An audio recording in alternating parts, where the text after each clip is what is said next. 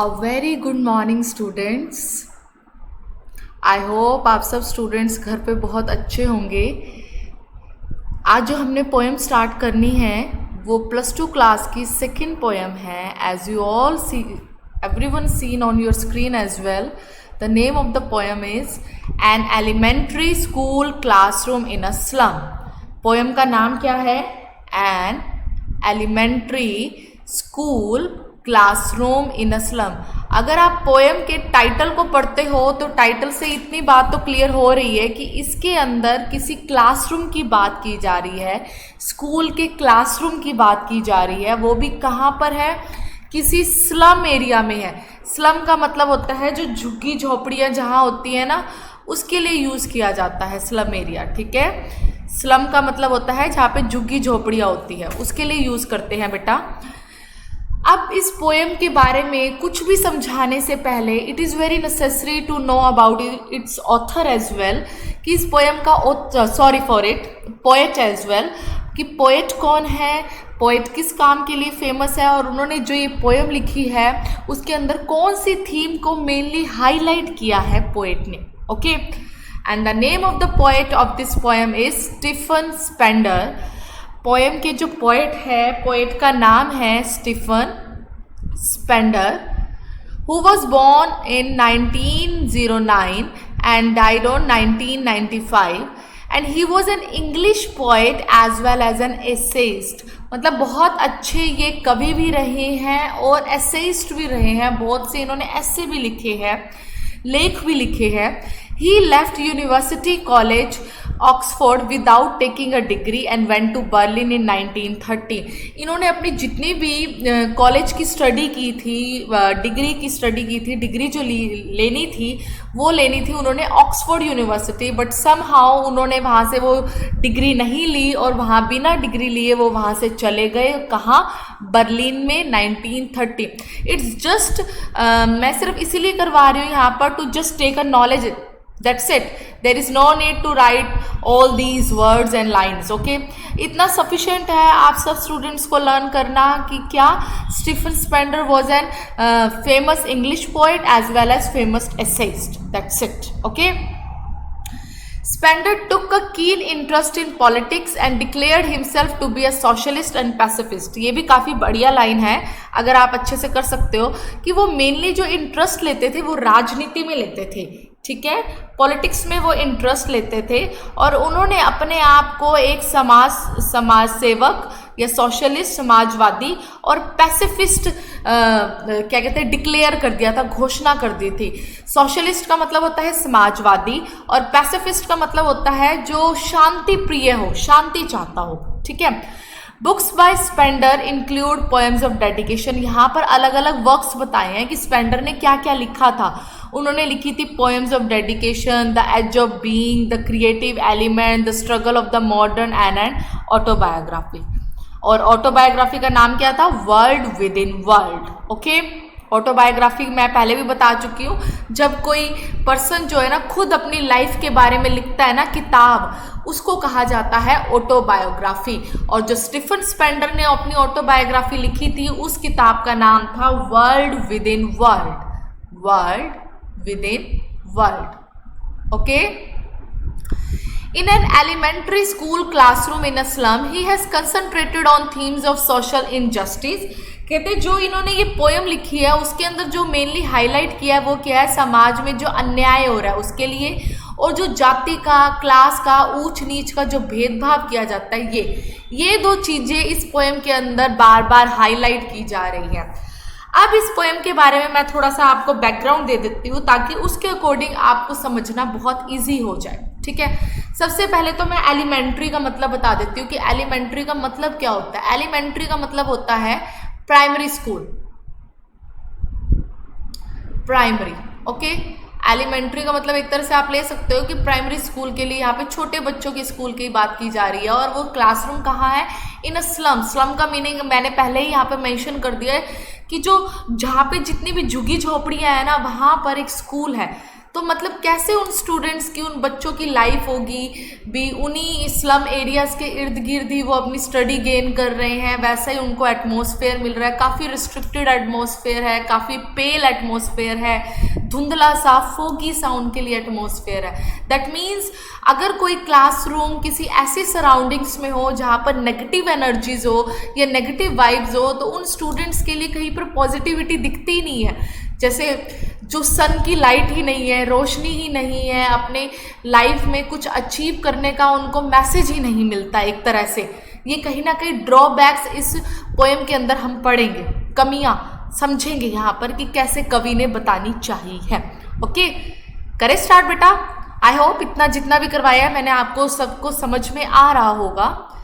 Yes, far far from gusty waves these children's faces. Very first line में जो Stephen Spender ने बताया है, उस स्कूल में पढ़ने वाले बच्चों के चेहरों के बारे में बोला है। ठीक है, उस स्कूल में पढ़ने वाले बच्चों के चेहरों के बारे में कवि बताते हैं। क्या बताते हैं? फार फार फ्रॉम गस्टी वेव्स। फार का मतलब होता है दूर, बहुत ही दूर, मतलब कहीं नामो निशान नहीं है किसका? Gusty waves. गस्टी वेव्स होती है स्ट्रॉन्ग हवा, मतलब मजबूत एनर्जेटिक हवा।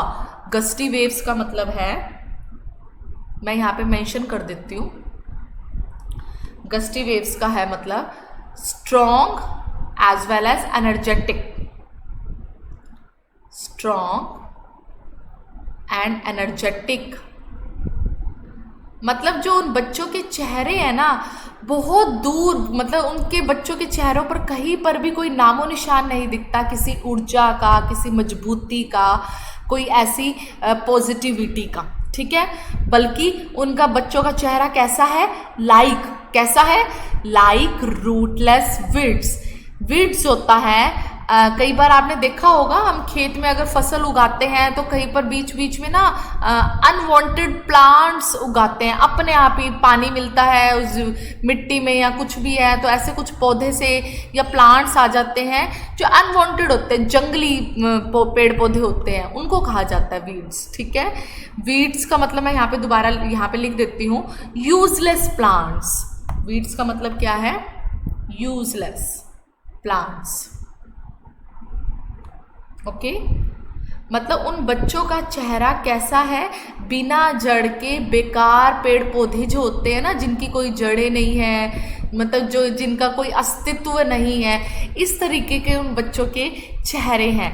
द हेयर, अब यहाँ पर किसकी बात की जा रही है? उन बच्चों के बाल की, कि वो बच्चों के जो सिर पर जो बाल है वो कैसे है? Torn round their pallor. Pallor होता है पीला चेहरा, सॉरी फॉर इट, पैलर का मतलब होता है पेल फेस, पेल का मतलब होता है पीला। कहते हैं कि उनके बाल जो है ना बिखरे हुए हैं उनके पीले फेस के ऊपर। That means they are very weak. वो स्टूडेंट बच्चे जो है बड़े ही कमज़ोर हैं। अब यहाँ पर बात हो रही है next line, third one line में स्टार्ट कर रही हूँ। द टॉल गर्ल, लंबी लड़की की बात की जा रही है यहाँ पर। पहले तो कलेक्टिवली वहाँ के बच्चों की बात कर दी कि उन बच्चों का चेहरा जो है किसी ऊर्जा नहीं दिखती उन बच्चों के चेहरों में, बल्कि वो तो बेकार पेड़ पौधों की तरह है और उनके बाल जो है उनके चेहरे पर बिखरे हुए हैं। नेक्स्ट लाइन आती है, the tall girl with her weighed down head. एक लंबी लड़की है जो अपना सिर, हेड का मतलब सिर, झुकाकर बैठी है। वेट डाउन का मतलब क्या होता है? सिर नीचे करके बैठी है, बिल्कुल नेगेटिविटी है उस बच्ची में, बिल्कुल मतलब हताश, निराश, उदास होकर बैठी है। वेट का मतलब झुकाकर बैठना, उदास होकर, झुकाकर बैठना। ओके, अब इस लड़की की बात हो गई। अब आगे देखो किसके बारे में बात करते हैं। The paper seeming boy. अब यहाँ पर बात की जा रही है पेपर स्विमिंग बॉय की। पेपर स्विमिंग बॉय का मतलब क्या है? एक ऐसे लड़के की बात की जा रही है जो कागज की तरह एकदम पतला सा है, ठीक है, और विद रैट्स आईज, और उसकी आंखें कैसे दिख रही है? रैट की तरह, एक चूहे की तरह दिख रही है। विद रैट्स आई का मतलब क्या है? ऐसी आंखें हैं जो पूरी की पूरी लालच से, कुछ पाने की, मतलब भूख से तड़प रही है उसकी आंखें एक तरह से। ओके। रैट्स आईज का मतलब क्या है, एक ऐसी आंखें जिसकी फुल ऑफ ग्रीड हो, लालच से भरी हो, जिसकी आंखें जो भूख से भरी हो, लालसा से भरी हो, full of greed, full of greed, greed का मतलब होता है लालच, ठीक है। The stunted unlucky heir of twisted bones. अब यहां पर समझना कि इसके क्या बात होती है, ध्यान से। सबसे पहले स्टंटेड का मतलब बता रही हूं मैं। स्टंटेड का मतलब होता है अंडर डेवलप्ड, जिसका विकास ना हुआ हो। स्टंटेड का मतलब होता है अंडर डेवलप्ड, अनडेवलप्ड, जिसका विकास ना हुआ हो।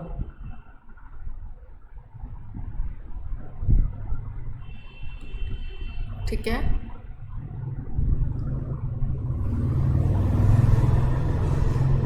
हेयर का अनलकी, अभाग्य। हेयर का मतलब होता है उत्तराधिकारी, मतलब कोई संतान की बात की जा रही है। ऐसी संतान है जिसका पूरा विकास नहीं किया हुआ हो, जो कमज़ोर हो, या जिसको कोई ना कोई बीमारी मिली हो अपने परिवार से या अपने क्या कहते हैं पूर्वजों से।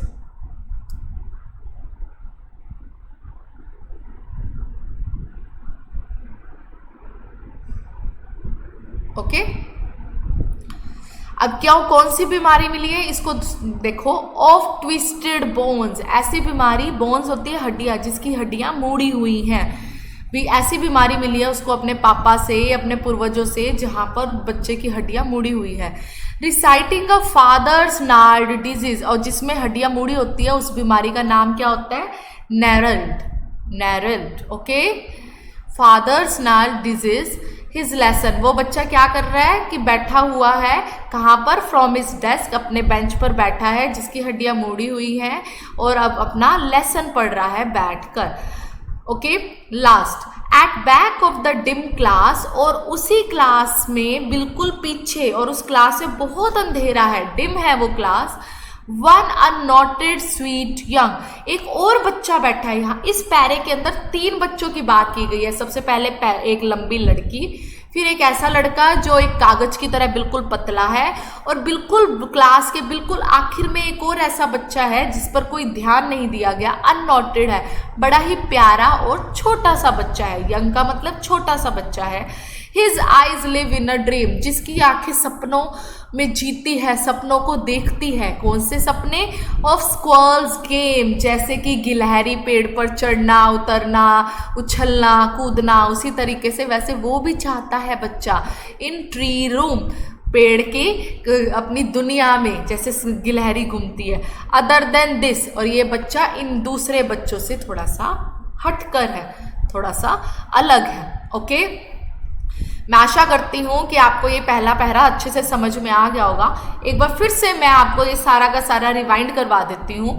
फार far from gusty waves these children faces, इन बच्चों के चेहरे जो हैं स्ट्रॉन्ग और एनर्जेटिक, लहरों से, हवा से, ऊर्जावान से बहुत दूर दिखाई देते हैं। फार का मतलब होता है दूर। लाइक रूटलेस वीड्स, बल्कि उन बच्चों के चेहरे कैसे दिखते हैं, ऐसी जड़, ऐसी बिना जड़ के जो जंगली पेड़ पौधे हो, अनचाहे पेड़ पौधे हो, जिनको चाहा ना गया हो, या जो बेकार हो, बेकार हो बिल्कुल ही। The hair torn round their pallor, उनके बाल जो है उनके चेहरे पर बिखरे हुए हैं। फिर then the tall girl with her weighed down head, एक ऐसी लड़की, लंबी लड़की की बात हुई है जो सिर झुकाकर उदास बैठी है। The paper seeming boy with rat's eyes, as एक ऐसे पतले से लड़के की बात हो रही है जिसकी आंखें चूहे की तरह दिख रही है।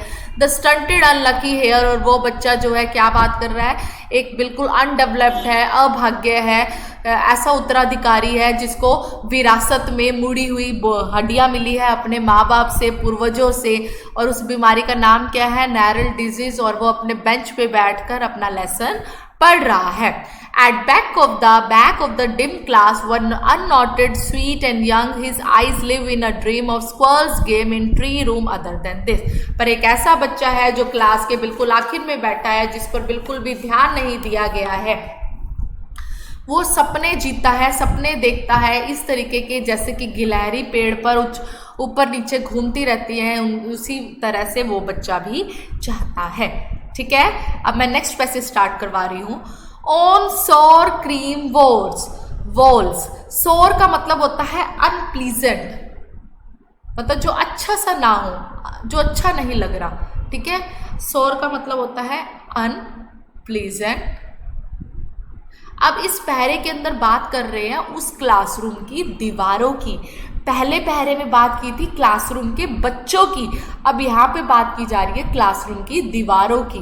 क्रीम वॉल्स, क्रीम का मतलब है पीली पीली हो रही है, वॉल्स का मतलब होता है दीवारें, ठीक है। वॉल्स का मतलब है दीवार। अब इसके अंदर, पहरे के अंदर दीवार पर जो अलग अलग लोगों ने आकर समय समय पर जो डोनेशन दिया, दान किया, किसी ने, जैसे हम कहते हैं ना कहीं पर क्लासरूम्स में हम देखते हैं कि फैन किसी ने दान किया जो क्लासरूम में लगा हुआ है, या स्कूल में जो वाटर कूलर है वो किसी ने दान किया। In the same way classroom जो स्लम एरिया का है, वहाँ पर जो क्लासरूम की वॉल्स हैं वहाँ पर अलग अलग पिक्चर्स लगी हुई हैं। वो पिक्चर्स किस किस की है उसके बारे में बात करी जाएगी यहाँ पर, ठीक है। ऑन सोर क्रीम वॉल्स डोनेशंस। अब डोनेशंस किस कौन कौन सी है? सबसे पहले आ रहा है Shakespeare head cloudless at dawn. अब किसकी बात की जा रही है? एक ऐसी पिक्चर लगी हुई है जिसमें वर्ल्ड फेमस जो है पोएट है, इंग्लिश पोएट है, the name of the poet is William Shakespeare. William Shakespeare एक बहुत फेमस कवि है, उनकी एक पिक्चर लगी हुई है जिसमें उनका जो सिर, मतलब फेस आया हुआ है, फेस है, क्लाउडलेस एट डॉन, ठीक है। और फेस जो सिर है बिल्कुल मतलब प्लेन है, उनके सिर पर बाल नहीं है, ऐसा उस पिक्चर में मेंशन हो रहा है, ठीक है। और वो कैसा लग रहा है उनका हेड? क्लाउडलेस, जैसे उसमें बिल्कुल भी बादल ना हो, दैट मीन्स बाल नहीं है। एट डॉन, जैसे मॉर्निंग के वक्त जो बिल्कुल अर्ली मॉर्निंग होती है ना, तो बिल्कुल क्लियर स्काई होता है, बिल्कुल साफ सुथरा मौसम होता है, आसमान होता है बिना किसी बादल के। In the same way Shakespeare का जो सिर था वो भी कैसा था? इस तरीके का। और फिर आगे क्या बात की गई है? Civilised dome riding all cities. कहते हैं जैसे विलियम शेक्सपियर ने सबको सिविलाइज्ड किया, सभ्य किया, राइडिंग ऑल सिटीज, हर सिटी में वो फेमस हुआ, ठीक है, ठीक है। उस शेक्सपियर की बात की जा रही है कि शेक्सपियर जो है कहाँ कैसा है? विलियम शेक्सपियर जो बहुत ही सभ्य रहा, सबको सभ्य बनाया। एंड राइडिंग ओवर सिटीज़, जिस तरीके से अर्ली मॉर्निंग का जो सन होता है, सूरज होता है, डॉन का मतलब होता है अर्ली मॉर्निंग, डॉन का मतलब भी क्या होता है? प्रातःकाल का समय, प्रातःकाल, ठीक है। कि जैसे प्रातःकाल का समय जो सूरज जो है हर जगह, हर सिटी में, हर शहर में घूमता है, इन द सेम वे जो शेक्सपियर है उसने भी हर जगह हर किसी को सभ्य बनाया, हर सभ्य सिटी में वो घूमा रहा, फेमस हुआ, ठीक है। बेल्ड, अब नेक्स्ट पिक्चर आ रही है बेल्ड फ्लावरी ट्रॉयलेस वैली। अब एक और दूसरी पिक्चर है, उस पिक्चर में क्या आ रहा है? एक ऐसी घाटी की बात की जा रही है, उस घाटी का नाम है ट्रॉयलेस वैली। और ये ट्रॉयलेस वैली कहाँ की है फेमस? ऑस्ट्रिया की। इसका मैं मेंशन आपको दिखा भी देती हूँ, ट्रॉयलेस वैली फेमस है, ये देखिए ट्रॉयलेस वैली कहाँ की है? ऑस्ट्रियन की। ऑस्ट्रियन में एक फेमस घाटी है जहाँ पर फूल और बेल्स बने हुए हैं, ठीक है। बहुत ज़्यादा फ्लावर्स ही फ्लावर्स हैं और बेल्स भी, बेल्ड फ्लावरी ट्रॉयलेस वैली, एक ये पिक्चर है। Then open handed map. अब एक और मैप लगा हुआ है उसी क्लासरूम में, मैप है वर्ल्ड का, संसार का। अब यहाँ पर ओपन हैंडेड मैप का मतलब क्या है? एक ऐसा मैप है जो अपने हाथ आगे बढ़ाकर इस स्लम एरिया वाले बच्चों को बुला रहा है, ठीक है। अब बुलाते हुए क्या कर रहा है? अवॉर्डिंग, अवॉर्डिंग का मतलब इनाम दे रहा है, अवॉर्डिंग द वर्ल्ड, ठीक है। इनाम दे रहा है इस संसार को। कौन सा संसार? जो झुकी झोपड़ियों का संसार है, उसको इनाम दे रहा है। कौन सा इनाम? इट्स वर्ल्ड, अपना खुद का संसार जो उस मैप में बना हुआ है, जो दिख रहा है। इस लाइन को आप दोबारा से समझो, मैं दोबारा से समझा रही हूँ बहुत आराम से। ओपन हैंडेड मैप, मतलब तीसरी चीज़ तो ये कि जो दान की है वो क्लासरूम में लगी हुई है, एक संसार का मैप बना हुआ है, ठीक है। ओपन हैंडेड का मतलब है कि ये मैप जो है ना, ऐसा लगता है कि अपने हाथ उसने आगे बढ़ा रखे, खुले हाथों से स्वागत कर रहा है, अवार्ड दे रहा है, इनाम दे रहा है। किसको? The world. द वर्ल्ड ये किसके लिए आया है? स्लम एरिया में रहने वाले बच्चों के संसार को, ठीक है। यहाँ पे वर्ल्ड किसका है? ये वाला वर्ल्ड का मतलब क्या है? स्लम एरिया वाला वर्ल्ड, ओके।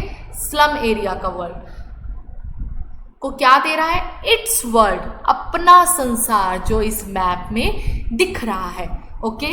एंड येट, फिर भी, पर लेकिन, फिर भी, फॉर दीज चिल्ड्रन, पर फिर भी इन बच्चों के लिए संसार क्या है? दीज विंडोज, ये जो झुग्गी झोपड़ियों के में जो क्लासरूम बने हुए हैं, क्लासरूम में जो छोटी छोटी खिड़कियां बनी हुई हैं, वो खिड़कियां ही उनका संसार है। नॉट दिस मैप, ये मैप इनका संसार नहीं है, ठीक है। दोबारा से देखो, एंड येट, लेकिन फिर भी, फॉर दीज चिल्ड्रन, इन बच्चों के लिए, these Windows, not this map there world. तो आपको कैसे कनेक्ट कैसे करना है?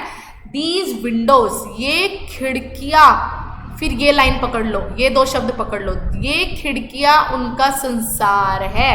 नॉट दिस मैप, ये मैप उनका संसार नहीं है, ओके।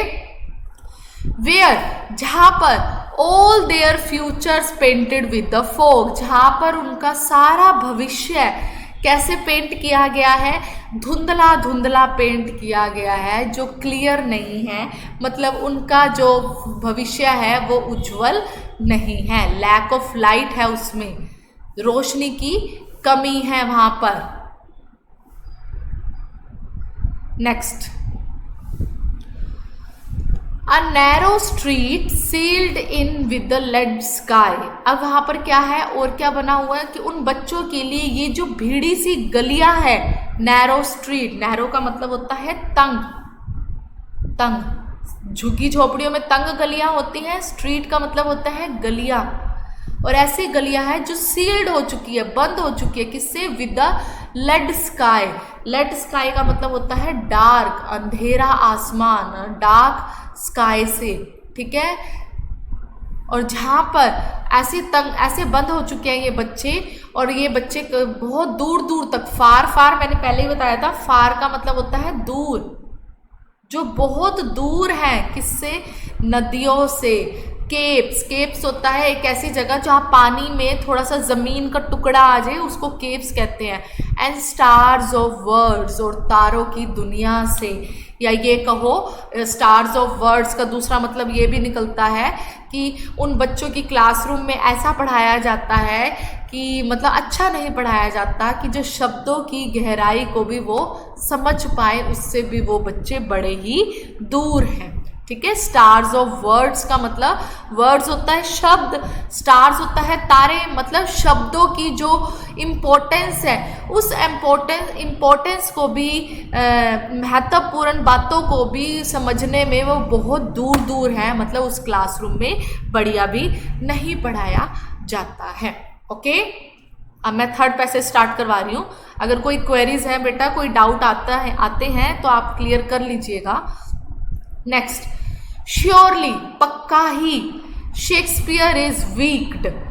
विक्ड का मतलब है यहाँ पर अच्छा नहीं है, पक्का ही शेक्सपियर जो है नॉट गुड, बढ़िया नहीं है, अच्छे नहीं है, ठीक है। फिर क्या बोला? The map a bad example, और ये मैप भी एक अच्छा एग्जाम्पल नहीं है, बैड एग्जाम्पल है। क्यों?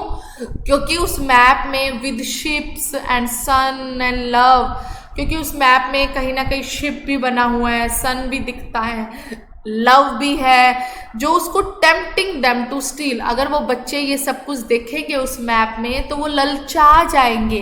टेम्पटिंग का मतलब ललचा जाएंगे, और ललचाने से वो क्या कर जाएंगे? ललचाना, टू स्टील, चोरी तक कर जाएंगे। तो यहाँ पर एक तरह से तो सेकंड पैसेज में तो हमने ये पढ़ा कि उस क्लासरूम में कौन कौन सी पिक्चर लगी हुई है, कि मतलब बच्चे उन पिक्चर से कुछ सीखें। थर्ड पैसेज में खुद कवि ही कहता है कि अगर बच्चे कुछ सीखेंगे तो वो तो चोरी करने लग जाएंगे, उनमें लालसा आ जाएगी, ललचा जाएंगे, और गलत काम भी करने लग जाएंगे। ठीक है, स्टील का मतलब है चोरी। For lives that slightly, slightly होता है चुपके से, सिक्रेटली, सिक्रेटली, और उनकी जिंदगियां जो है बड़े ही चुपके से, सिक्रेटली टर्न, मुड़ जाती है, चेंज हो जाती है, किस में, their cramped holes, cramped holes होता है तंग झोपड़ियों में, क्रैम्प्ड का मतलब होता है तंग, बिल्कुल तंग, बिल्कुल टाइट, और होल्स का मतलब होता है झुग्गी झोपड़ी। क्रैम्प्ड होल्स का मतलब दोबारा बता देती हूँ, कम जगह वाली झुग्गी झोपड़ियाँ। होल्स का मतलब, होल्स किसके लिए यूज किया गया, उनकी बिल कौन से हैं यहाँ पर, उनकी झुग्गी झोपड़ियाँ। और उन झुग्गी झोपड़ियों में उनकी जिंदगी कैसे है, from fog to endless night, कि उनकी सुबह शुरू होती है धुंध भरे आसमान में, फॉग का मतलब होता है धुंधला, और ऐसी रात में ख़त्म होती है, रात पर जाके रुकती है जो एंडलेस नाइट है, जिसकी कभी जो खात्मा ही नहीं हो रहा। मतलब उनकी ज़िंदगी ऐसी जगह पर आके रुक जाती है जहाँ पर अंधेरा ही अंधेरा है और दूर तक कोई रोशनी दिखाई नहीं देती है। ऑन देयर स्लैग हीप, अब ऑन देयर स्लैग हीप का मतलब होता है, स्लैग होता है वेस्ट मटेरियल, हीप का मतलब होता है ढेर, स्लैग हीप का मतलब है वेस्ट मटेरियल का ढेर। तो जो झुग्गी झोपड़ियों में जगह जगह वेस्ट मटेरियल का ढेर पड़ा होता है, एक तरह से वो चीज़ यहाँ मेंशन की जा रही है। और ऐसी जगह में दीज चिल्ड्रन, ये बच्चों ने, वियर पहने हुए हैं क्या, skins peeped through bye bones, उनकी उन बच्चों के शरीर पर ऐसी स्किन है, ऐसी चमड़ी है, जिस चमड़ी में से उनकी हड्डियां तक भी झांक कर बाहर आ रही है। पीप्ड का मतलब होता है झांकना, ठीक है, पीप का मतलब होता है झांकना।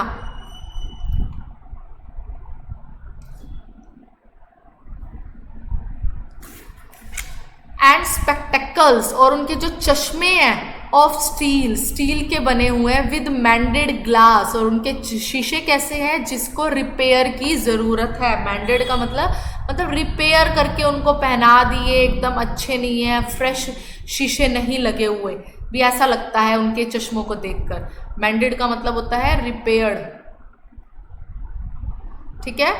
Like bottle beads on stones, और ऐसे लगते हैं कि वो शीशे कैसे हैं, स्टोन्स होता है पत्थर, भी ऐसा लगता है जैसे पत्थर पर कैसे बोतल से उन्होंने, मतलब बोतल मारने से जैसे निशान पड़ जाते हैं क्रैक के, वैसे ही उनके शीशे भी क्रैक हुए हैं। All of their time and space are foggy slums, हर वक्त उनका समय और जगह जो है कैसी बनी हुई है, धुंधली झुग्गी झोपड़ियों वाली है।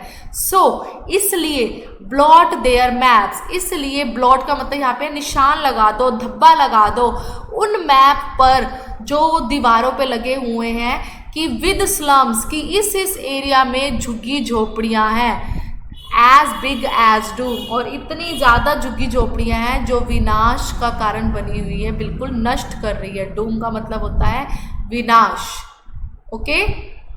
सो blot their maps, blot their maps, उनके मैप्स पर निशान लगा दीजिए, धब्बा लगा दीजिए, ब्लॉट का मतलब हाईलाइट कर दीजिए। विद स्लम्स, की इस एरिया में झुग्गी झोपड़ियाँ हैं, और उतना बड़ा निशान कर दो एज बिग एज डूम, कि जितना उन्होंने विनाश कर दिया है, वहाँ पर नुकसान किया है, नष्ट किया है उन बच्चों की जिंदगियों को, ठीक है। यहाँ पर देख भी सकते हो कि कैसे ये हट बनी हुई है, झुग्गी झोपड़ियाँ बनी हुई हैं, और ये क्लासरूम है, और ये विंडोज़ हैं, ये बच्चे इन्हीं विंडोज़ से बाहर के का एटमॉस्फेयर देखते हैं। तो मतलब ये कुछ पॉजिटिव सोच ही नहीं पा रहे, इसी झुग्गी झोपड़ियों में ही इनकी लाइफ्स इर्द भर चुकी है, ठीक है। ये लास्ट पैरा है बेटा। अब यहाँ पर कुछ पॉजिटिविटी दिखाई गई है, बच्चों की जिंदगी को बदलने का यहाँ पर प्लेज लिया गया है, ठीक है। यहाँ पे कुछ पॉजिटिविटी है, शो हो रही है।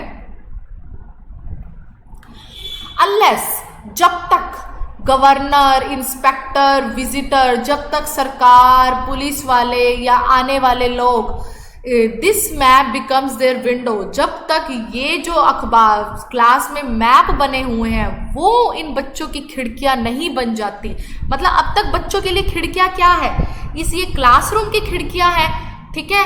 पर पोएट ये कहता है लास्ट पैसेज में कि जो वो मैप बना हुआ है ना, जो यहाँ पे मैप बना हुआ है, ये मैप जो है बच्चों की खिड़कियां बन जाए। ओके, एक second.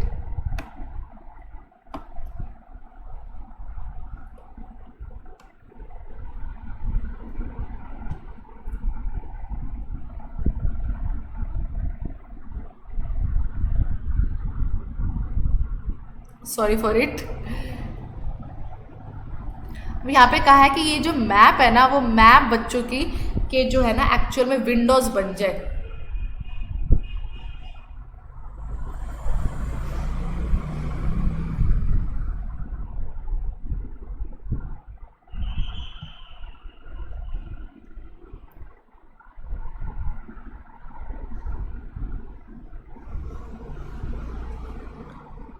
Windows,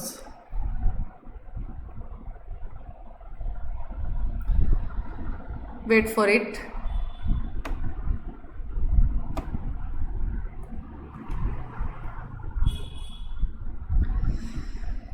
yes,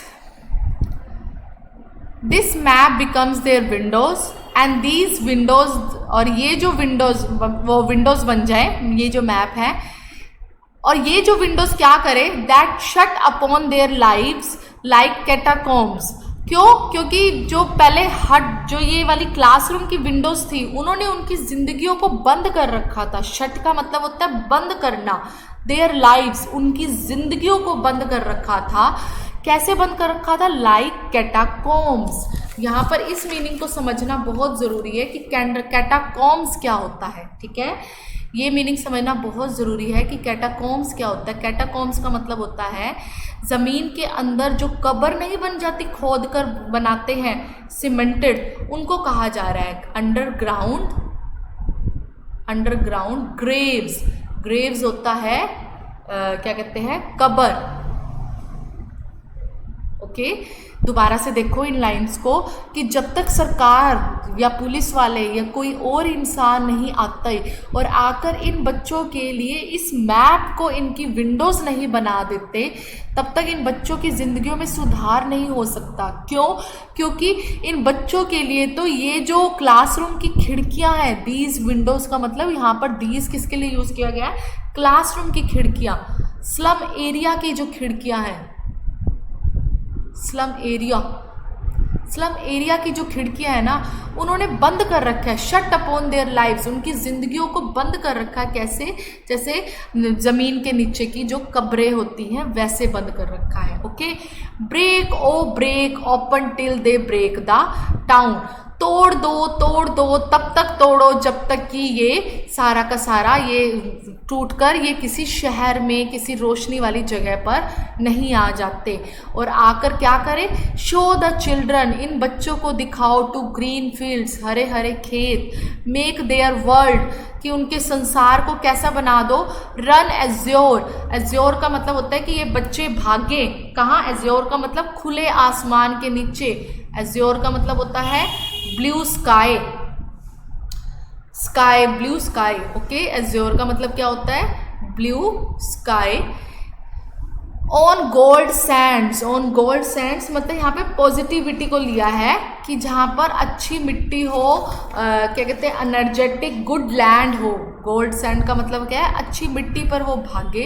and let there tongues, ठीक है, और जो उनकी जो फेस है या जो टंग है वो क्या करे? ज़्यादा से ज़्यादा रन नेक्ड इनटू बुक्स, किताबें पढ़े, कुछ समझे, जानकारी ले, नॉलेज ले। The white and green leaves open, जहाँ पर सफ़ेद और हरे रंग की पत्तियाँ, सब कुछ हरे भरे खेत दिखाई दे।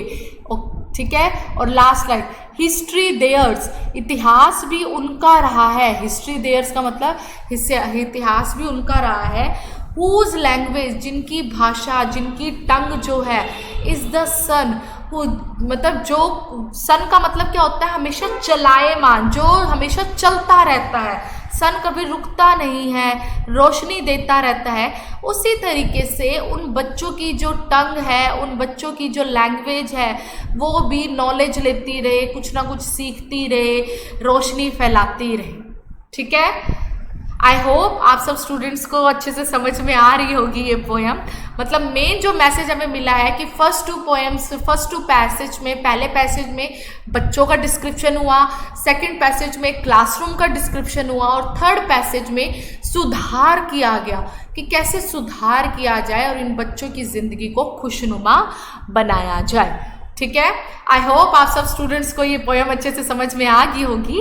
अगर कोई डाउट हो तो प्लीज़ मोस्ट वेलकम, आप अपनी क्वेरीज ले सकते हैं।